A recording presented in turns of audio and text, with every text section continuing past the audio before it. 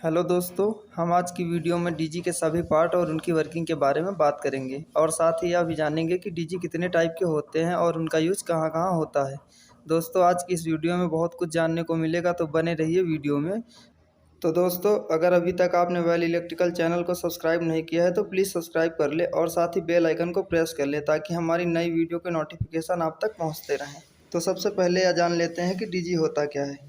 Diesel generator, जिसको ज़्यादातर DG के नाम से जाना जाता है, पर इसका पूरा नाम डीजल जनरेटर होता है। दोस्तों, यदि हम बात करें इसके उपयोग की, तो जहाँ पर बिजली यानी इलेक्ट्रिकल पावर की दिक्कत रहती है या बिल्कुल भी नहीं मिल पाती है, या इसके अलावा किसी इमरजेंसी में बिजली की ज़रूरत को पूरा करने के लिए डीजी का उपयोग किया जाता है। जैसे मान लो कोई फैक्ट्री हो या कोई कंपनी हो जहाँ पर पावर ग्रिड से मिल रहा पावर किसी कारण से कट जाता है, तो दोस्तों ऐसे समय में वहाँ के सभी इलेक्ट्रिकल के उपकरण बंद हो जाते हैं, जिससे काफ़ी दिक्कत आ जाती है। तो इसी समस्या से बचने के लिए डीजल जनरेटर का उपयोग किया जाता है, जिससे सभी उपकरण परस्पर चलते रहें। दोस्तों, डीजी ऐसा उपकरण है जिसे डीजल इंजन और जनरेटर को मिलाकर बनाया गया है, इसीलिए इसका नाम भी दोनों को मिलाकर रखा गया है, डीजल जनरेटर।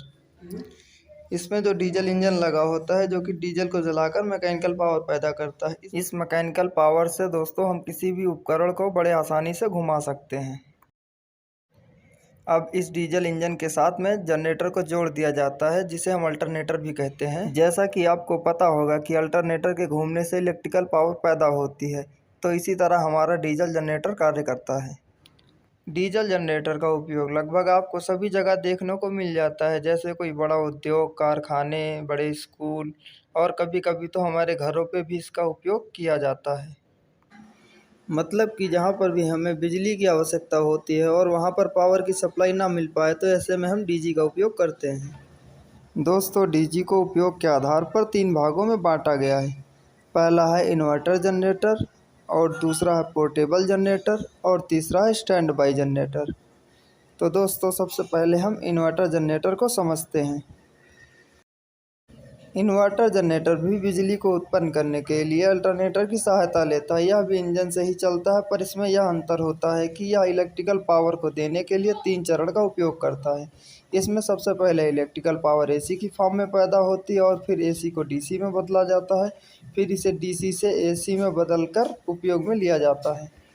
तो दोस्तों, यदि एसी और डीसी के बारे में नहीं पता तो आपको बता देता हूँ। एसी यानी अल्टरनेटिंग करंट और डीसी यानी डायरेक्ट करंट। अगर एसी और डीसी को आप अच्छे से समझना चाहते हैं तो इस पर भी मैंने ऑलरेडी एक वीडियो बना रखा है, जिसका लिंक आपको डिस्क्रिप्शन में मिल जाएगा। आप वहां से आसानी से देख सकते हैं और समझ सकते हैं। तो दोस्तों, अब बात करते हैं पोर्टेबल जनरेटर की। तो दोस्तों, इसका उपयोग मुख्य रूप से छोटे उपकरणों को चलाने के लिए किया जाता है। यह जनरेटर इलेक्ट्रिकल पावर देने के लिए डीजल के अलावा गैस, केरोसिन, ऑयल, पेट्रोल इन सब का फ्यूल के रूप में इस्तेमाल करता है। लास्ट नंबर पर आता है हमारा स्टैंड बाई जनरेटर। इसका उपयोग ज़्यादातर उद्योगों, बड़े ऑफिसों या जहाँ पर भी बिजली की खपत ज़्यादा होती है वहाँ पर किया जाता है। अधिकतर मामलों में स्टैंड बाई जनरेटर ही होते हैं। Stand by generator power grid supply बाधित होने से बिजली की आपूर्ति के लिए उपयोग किया जाता है। इनकी केवीए रेटिंग बाकी जनरेटरों से बहुत ज़्यादा होती है। अगर हम इनके पार्टों की बात करें तो इनमें छोटे बड़े कई पार्ट होते हैं, पर इनमें से जो सबसे महत्वपूर्ण पार्ट है, हम उन पार्टों के बारे में बात करेंगे। तो पहले नंबर पर आता है हमारा डीजल टैंक। डीजल टैंक का उपयोग डीजल को स्टोर करने के लिए किया जाता है। ज़्यादातर डीजल टैंक 500 से 1000 लीटर तक बनाए जाते हैं, और इसके अलावा टैंक की क्षमता इस बात पर भी निर्भर करती है कि पावर बैकअप कितना रखना है। दूसरे नंबर पर आता है हमारा वाटर सेपरेटर। दोस्तों, कई बार किसी कारणवश जनरेटर के ईंधन में पानी मिल जाता है, जैसे खुली जगह पर रखा होने के कारण बारिश का पानी फ्यूल में मिल जाता है, या कभी कभी डीजल में मिलावट होने के कारण भी ऐसा होता है। इसी समस्या को दूर करने के लिए वाटर सेपरेटर का उपयोग करते हैं। इसका काम होता है दोस्तों ईंधन से पानी को अलग करना। तीसरे नंबर पर आता है फ्यूल फिल्टर, ऑयल फिल्टर। दोस्तों, बहुत बार क्या होता है, डीजल टैंक में कचरा आ जाता है या डीजल में भी कचरा आ जाता है। उस कचरे को निकालने के लिए फ्यूल फिल्टर का उपयोग किया जाता है। यह कचरे को इंजन के अंदर जाने से रोकता है। चौथे नंबर पर आता है एक्चुएटर। लोड के अनुसार डीजल जनरेटर के इंजन में कितना डीजल डालना है, यह हमें एक्चुएटर की मदद से ही पता चलता है। इसकी वजह से फ्यूल के वेस्ट होने की समस्या को कम किया जा सकता है। पाँचवें नंबर पर आता है इंजन। इंजन का काम डीजल को जलाकर मैकेनिकल पावर बनाकर अल्टरनेटर को देना होता है। जिससे कि अल्टरनेटर इस मैकेनिकल पावर को इलेक्ट्रिक पावर में बदलकर हमें इलेक्ट्रिसिटी प्रोवाइड करा दे। छठे नंबर पर आता है lubricant oil filter. Lubricant oil filter का इस्तेमाल घर्षण को कम करने के लिए किया जाता है। अगर लुब्रिकेंट ऑयल में किसी प्रकार का कोई कचरा आ जाता है तो उसे निकालने का काम लुब्रिकेंट ऑयल फ़िल्टर का होता है। सातवें नंबर पर आता है प्राइमरी लुब्रिकेंट ऑयल पंप। इसका उपयोग ऑयल को इंजन के सभी हिस्सों तक पहुंचाने के लिए किया जाता है। आठवें नंबर पर आता है कूलेंट टैंक। जब इंजन चलता है तो उसके अंदर होने वाले घर्षण से लुब्रिकेंट ऑयल के साथ साथ पूरा इंजन गर्म होने लगता है। तो इंजन तथा लुब्रिकेंट ऑयल को ठंडा रखना बहुत ज़रूरी हो जाता है। इंजन तथा ऑयल को ठंडा रखने के लिए पानी या फिर केमिकल वाला कूलेंट उपयोग में लिया जाता है और उसी पानी और केमिकल को स्टोर करने के लिए कूलेंट टैंक का उपयोग किया जाता है। 9वें नंबर पर आता है रेडिएटर एंड फैन। दोस्तों, जैसा कि अभी आपको बताया था कि जब इंजन ज़्यादा समय तक चलता है तो इंजन गर्म हो जाता है, तो कूलेंट टैंक से इसको ठंडा किया जाता है, जिसके कारण कूलेंट टैंक भी गर्म हो जाता है। तो इसी कूलेंट टैंक को ठंडा करने के लिए रेडिएटर तथा फैन का इस्तेमाल किया जाता है। 10वें नंबर पर आता है कंट्रोल पैनल। दोस्तों, इसी कंट्रोल पैनल की सहायता से हम डीजी को चालू या बंद कर सकते हैं। इसमें एक डिस्प्ले भी लगी होती है जिससे हम डीजी का voltage, frequency, ampere reading, fuel level आदि सभी डेटा देख सकते हैं। 11वें नंबर पर आता है एयर फिल्टर। दोस्तों, डीजी को चालू करने के लिए डीजल के साथ साथ हवा की भी ज़रूरत होती है, जिसके लिए हम बाहर की हवा को उपयोग में लेते हैं। तो इस हवा में बहुत सी धूल, डस्ट और अन्य कण भी मौजूद होते हैं। तो इन्हीं कणों अथवा धूल, डस्ट को रोकने के लिए एयर फिल्टर का उपयोग किया जाता है। 12वें नंबर पर आता है टर्बो चार्जर। दोस्तों, एयर फिल्टर में हवा के फिल्टर होने के बाद टर्बो चार्जर का काम शुरू होता है। टर्बो चार्जर का काम फिल्टर हवा को इंजन तक पहुंचाना और साथ ही इंजन के अंदर बनने वाली कार्बन डाइऑक्साइड और अन्य गैसों को इंजन से बाहर निकालना होता है। यह चार्जर दोस्तों बहुत ही स्पीड में घूमता है। इसकी स्पीड लगभग 1 से 1.5 लाख आरपीएम तक होती है। 13वें नंबर पर आता है साइलेंसर। दोस्तों, आपने देखा होगा कि जब डीजी चलता है तो बहुत ज़्यादा आवाज़ करता है, जो कि हमारे लिए काफ़ी खतरनाक साबित हो सकती है। तो इसी आवाज़ को कम करने के लिए तथा डीजल जलने के बाद बचे हानिकारक कणों को हवा में मिलने से रोकने के लिए साइलेंसर का इस्तेमाल किया जाता है। 14वें नंबर पर आता है कपलिंग।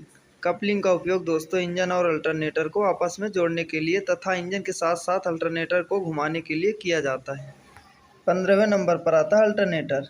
बिजली को बनाने के लिए अल्टरनेटर का उपयोग किया जाता है।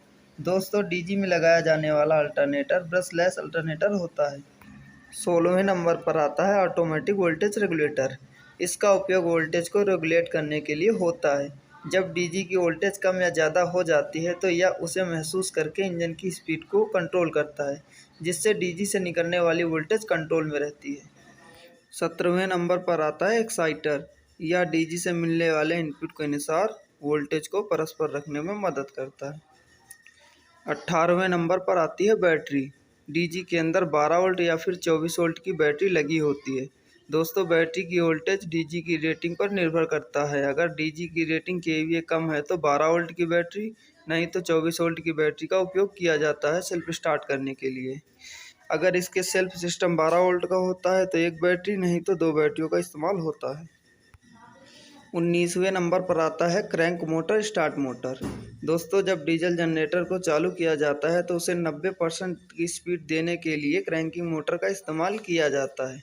यह डीजी चालू होने के बाद अपने आप बंद हो जाता है। इसका काम बैटरी की मदद से इंजन को ऑटोमेटिक स्टार्ट कराना होता है, जिसको सेल्फ के नाम से भी जाना जाता है। 20वें नंबर पर आता है गवर्नर। अल्टरनेटर को घुमाने और 230 से 440 वोल्ट बनाने के लिए इंजन के रोटर की स्पीड लगभग 1500 आरपीएम होनी ज़रूरी है। जब डीजी की स्पीड कम या ज़्यादा होती है तो स्पीड को बैलेंस रखने के लिए गवर्नर का उपयोग किया जाता है। 21वें नंबर पर आता है फ्लाई व्हील। जब डीजल जनरेटर हमारा 1500 आरपीएम पे घूमता है तो अचानक से इसकी स्पीड बहुत कम या ज़्यादा ना हो, इसके लिए ही फ्लाई व्हील का उपयोग किया जाता है। अगर स्पीड अचानक से बहुत कम हो जाए तो अल्टरनेटर फेल हो सकता है, और अगर अचानक से बढ़ जाए तो अल्टरनेटर के फेल होने के साथ साथ डीजी भी हमारे कंट्रोल से बाहर हो जाता है। 22वें नंबर पर आता है circuit breaker. Circuit breaker DG से निकलने वाले आउटपुट वोल्टेज को कंट्रोल करता है। यदि किसी भी कारण से डीजी के अंदर कोई शॉर्ट सर्किट या कोई इलेक्ट्रिकल फॉल्ट आ जाए तो यह सर्किट ब्रेकर ऑटोमेटिक ट्रिप होकर आउटपुट के वोल्टेज से जुड़े उपकरणों को सुरक्षा देता है। तो उम्मीद करते हैं कि आपको डीजल जनरेटर से जुड़े कई सवालों के जवाब मिल गए होंगे। अगर डीजल जनरेटर से जुड़ा कोई सवाल आपके मन में है तो आप हमें कमेंट करके बता सकते हैं। वेल इलेक्ट्रिकल से जुड़ने के लिए बहुत बहुत धन्यवाद।